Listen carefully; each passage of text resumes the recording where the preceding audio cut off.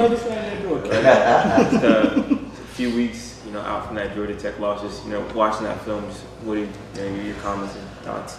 A lot of thoughts. Really dove into a lot of things throughout the last 4 games, I guess, because we had 6 games, then we had a open date, then we had 4, then we have open dates. So you always kind of relook at things, and they had a good game plan. We didn't get adjusted quick enough. I still think it came down to a couple third downs, especially some third and longs. I think if we could have got off the field and gave our offense another opportunity, I think we'd have came through. But that's how it is. It's football. Go on to the next one, 1-0 mentality. Was it more physical? Was it mental? Was it? It's a little bit of everything, a little bit of scheme. I thought they had a really good plan. You can tell they used their open week wisely, and so they did a good job. And we didn't do some things well, and we didn't adjust like we needed to. I didn't adjust like I needed to. So it's a little bit of everybody. When you lose a game, it's usually on everybody, and I was a big part of it, just like everybody else. And what about the physical pounding? Kind of in that game, 270 yards rushing. They ran 50 times, and it really became an option offense is when you really look at it. They got a lot of empty sets and was motioning, and then you had to account for the quarterback with some counter stuff. So it really became like an option offense when you really looked at it. So it wasn't as much pounding. They didn't really knock our defensive line off the ball. We didn't fit gaps at times that we needed to, and they had a good plan. It was really good. Different than what they had done earlier in the year? Yeah, they didn't get any empty stuff. They got any empty. Most of the times when they were in empty, they threw the ball, and they started motioning guys in the backfield, made it a run offense, and it was a good job by them. Really was.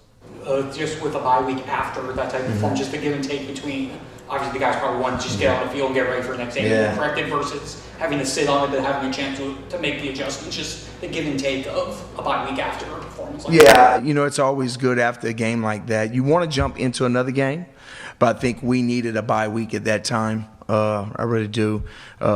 So we looked at a lot of things. We looked at that game, but we looked at other plays. We looked at other third down situations that maybe we didn't do well in, and just the other games, constant things that happened to us. And you always do that in open week and try to get better at what you do and maybe scheme things a little differently and just work on all the things that you see, that other people are seeing. Can you go into where the breakdown was on that 3rd and 18 in particular? Without giving too much information, it was just a miscommunication is all it was. Okay. That was a big one right there. That was the one if we had back, I think it'd been a little different because field position, just all those things, but that was a big one. Mario said that, over the course of the last, since Georgia Tech game, I guess 2 weeks or a week, they worked a lot on communication, like that, alignment, things like that. Just how do you go about that? Because it's been, you're 11 weeks into the season. How do you, what can you do? You just keep, whether it's hand gestures, just keeping the guys just talking and making sure you over-communicate. Sometimes you can communicate things, but if they don't give you a signal back, you really don't know if they got it or not. So just some of those things, and we got to do a better job as coaches making sure that we implement those things. So when it's always a coach, it's a player scheme. It always is. You're either not coaching it well enough, did the player not do what you asked him to do? And if he didn't, is he capable of, or you ask him to do something that he can't do, or did he just not perform? So it's a little bit of both, a little bit of all, to tell you the truth. So you got to take a look in the mirror and say, okay, how can we get this fixed? How do we do it? Do we do it through scheme? Do we coach it better? Do we just take it out? So kind of those things. And how did you evaluate the safety play so far this year? I feel like Jaden and Mish, they both had some really good moments. Mish had a bunch of picks. They've had some miscommunications and some issues going back in there. How did you evaluate that going in? Like you said, kind of up and down. So when they're good, they're really good, and I got a lot of confidence in them. We played Zaquan a little bit the other day. Probably get some of Keith back going a little bit. So just keep getting those guys in good positions, and I got to do my job making sure they're in good positions and we're communicating well. They opened the game with 2 big runs up the middle. They got Haynes. Was it something they saw, or we just didn't match their? Nah, they didn't. Right? They didn't. They cut us out of the defense, so they got in an unbalanced look. They motioned a guy, and when they ran the counter, it was a counter play, and they pulled the guard tackle, and we got underneath the first puller. We didn't get underneath the next puller, and then the edge guy got blocked by a tight end that was flexed out. So he kind of got us cut out. Anytime you're in split coverage and the ball hits through the middle, that's what's going to happen. So if you got a post safety, you probably stop it around 10, 12. But when you're in split safety, that can happen to you. So we just got cut out of the play. And, it was good play by them, bad by us. What do you think's been the issue with red zone defense and conference play, touchdowns, and then has that been a point of emphasis to cut that? Yeah, you always do. You always look at what people are doing, and when they get down there, are they seeing man coverage? Are they seeing zone with different things? I thought we played the screen really well. We came and we slipped. We had Kiko there to make that tackle, and we slipped on the turf right there. So I think we could have held him on that third down. So it could be a variety of things. Sometimes people got a good scheme down there. It's hard in the red zone, but you got to try to force field goals. That's the big thing you need. You need to try to force field goals down there. So just keep looking at what you're doing and you try to match what they're doing, what you're seeing on film. Does the mental aspect of what you guys are doing on defense change a lot week to week? Not a lot. Not a lot. So like, this deep into the season, does the confusion, the communication make sense? Most of the confusion is by what they're doing. It's really the different pictures that they're seeing with their eyes.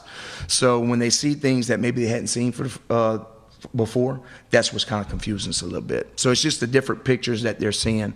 But we try to stay as on track as we can, but at the same time, you try to adjust so where, you can kind of fool them a little bit, but you want to make sure you know what you're doing. So it's a balancing act a little bit, in there, but we just got to do a better job. It's easy to focus on all the negative stuff the past few weeks, but anything positive that you're taking away from your defensive performance? Last week wasn't a lot, the other week, but toward the end of games, I thought we've done well of adjusting. A lot of times we go into a game and we're not seeing what we worked on, and I think we finally get it figured out around the second or third quarter, somewhere up in there, and then we make a good push at the end, and it's been enough. But we got to get things started a little quicker and just kind of go through our rules, plays, and just need to restart. We played really well early on in the season, then we had a little bit of lull, and we need to kick back up again, because in this time of the season is where a few mistakes end up being big mistakes, and at crucial moments. So we got to play well when it's on the line. Cristobal has said to us, Demari, Elijah may be back within the next 2 games, right? What type of boost would they bring whenever they're good to go? Be nice. Be really nice. Elijah in particular, like what is missing him meant in terms of like what you do or want to do? Good pass rusher, good dropper, understands, defense. He's just an extra piece to it, along with Demari. When you don't have those guys, you've got to supplement other guys, and you can maybe do different things. So, yeah. Dave Clawson's kind of famous for running that slow mesh. Oh, man.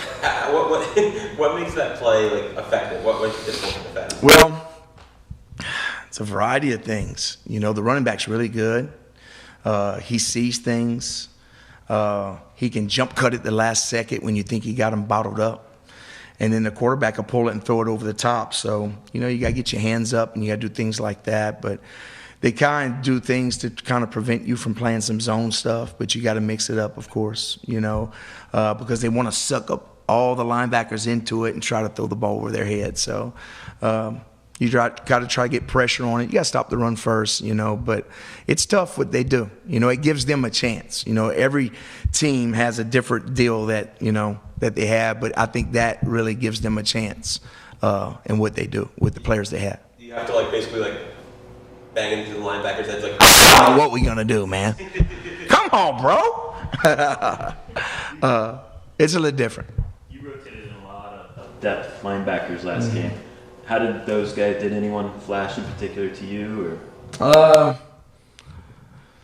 think Jalen probably had one of his better games.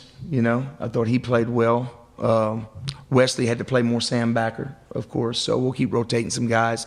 Bobby Pruitt played. We planned on playing Washington a little bit, but he kind of got hurt a little bit. But we'll keep using those guys and keep building depth with them, of course.